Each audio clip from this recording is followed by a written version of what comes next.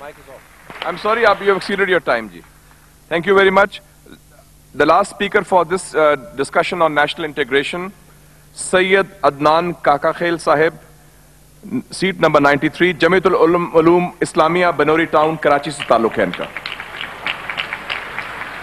Jamia उलूमुल Islamia Binori town Karachi. मेरे साथियों ने कल भी इस मौजू के ऊपर बहुत अच्छी बातें की. आज कोशिश करूंगा उन्हीं बातों की रोशनी में इसको बिल्कुल मुख्तसर अंदाज में पेश करूं.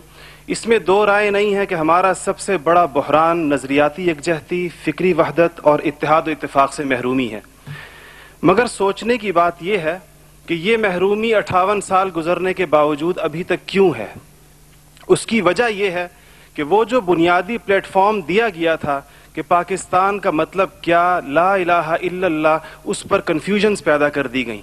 एक सोचे समझे मंसूबे के तहत अभी तक पूछा जा रहा है कि पाकिस्तान क्यों बनाया गया था, कायद का विजन क्या था. क्या ये चीज़ें बहुत क्लियर नहीं है? और क्या इस सवाल का जवाब मैं या आप दे सकते हैं या वो नस्ल दे सकती है जिसने तख्लीक पाकिस्तान के खाके में अपने खून से रंग भरा था. ये उनकी रूहों के साथ मजाक है, ये उनकी रूहों के साथ मजाक है, ये उनकी कुर्बानियों का मजाक है कि जी आप तो कट मरे, हमें समझ ही ना आया कि आपका मसला क्या था.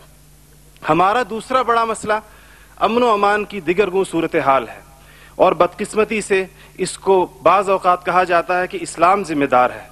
हालांकि कुरान का मुताला बताता है कि सबसे ज़्यादा इस्लाम अमन व अमान के ऊपर ज़ोर देता है.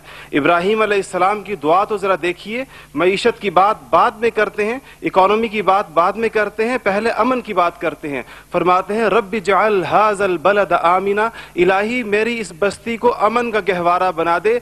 फिर फरमाते हैं वर्ज़ुक़ अहलहु मिनस समरात, इसमें रहने वालों को इनकी मईशत भी ठीक कर दीजिए. और अल्लाह ताला भी जब अपने इनामात गिनवाते हैं तो फरमाते हैं इब्राहीम सलाम को कि वइज़ जअलनल बैत मसाबतन लिन्नासि व अमना, हमने आपको एक ऐसी जगह बसाया जिसको बार बार आने की जगह और अमन का गहवारा बनाया.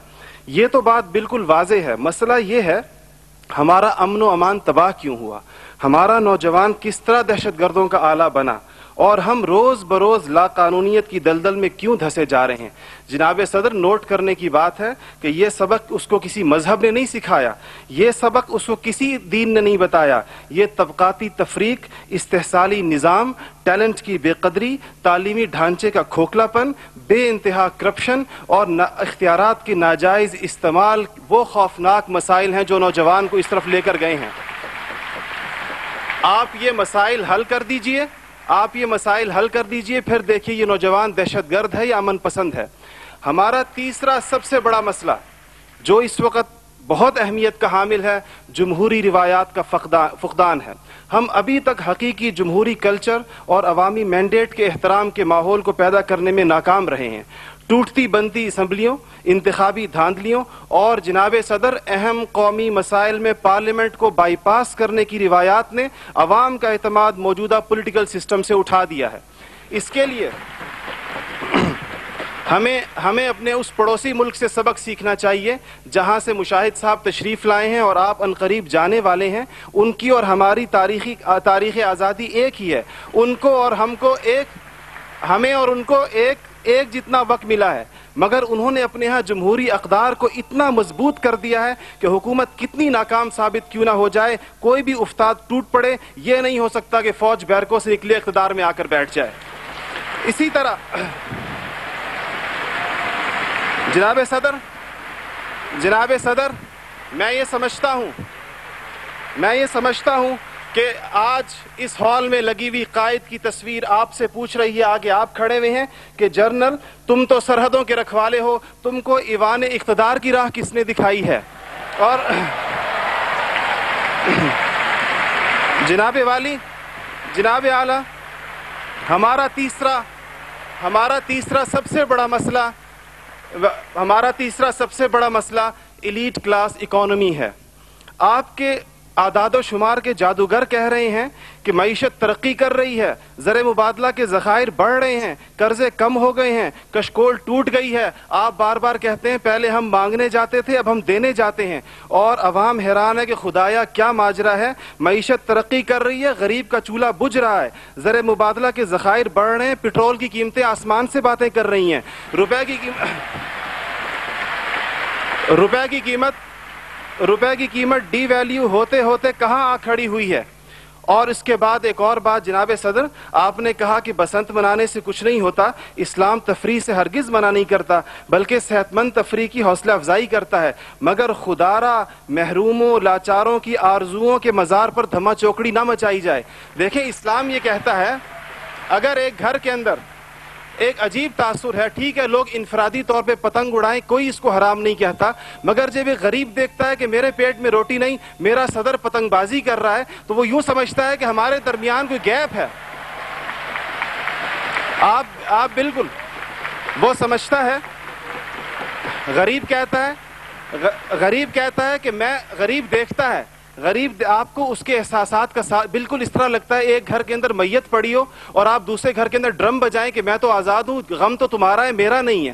تو اس کو کوئی بھی اس کی اجازت نہیں دے گا, کوئی بھی مذہب کہے گا کہ نہیں, اس کا احساس کیجئے, اس کے اشک شوئی کریں, اس کو سینے سے لگائیے. اس کے علاوہ جناب صدر ایک بہت اہم بات جو ہم محسوس کرتے ہیں کہ بعض مسائل آپ کے لہجے کی کرختی کی وجہ سے خراب ہوتے ہیں. آپ بلوچستان کے عوام سے کہتے ہیں تمہیں ہم وہاں سے ہٹ کریں گے, تمہیں پتہ ہی نہیں چلے گا ہم نے تمہیں کہاں سے ہٹ کیا ہے. یہ چیزیں آپ قوم کے بڑے ہیں, آپ کو بالکل قوم سے اس انداز میں گفتگو کرنی چاہیے جس طرح آپ اپنے بیٹے بلال سے گفتگو کرتے ہیں. آپ کو اس کے جناب صدر آپ کا لہجہ جو ہے, وردی کی بات میری بہن نے کی, وردی کی بات تو آپ نے خود 14 کروڑ عوام سے کہا تھا میں 31 دسمبر کو اتار دوں گا, پھر قوم کے وسیع تر مفاد میں آپ وعدے سے مکر گئے. تھینک یو جی, شکریہ, مہربانی, تھینک یو. آپ کا ٹائم ہو گیا ہو جی.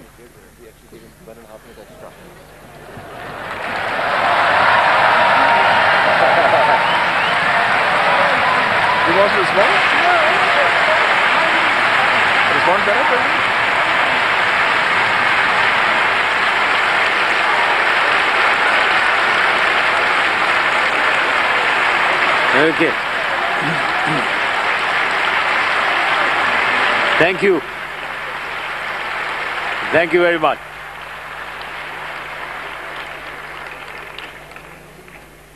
یہ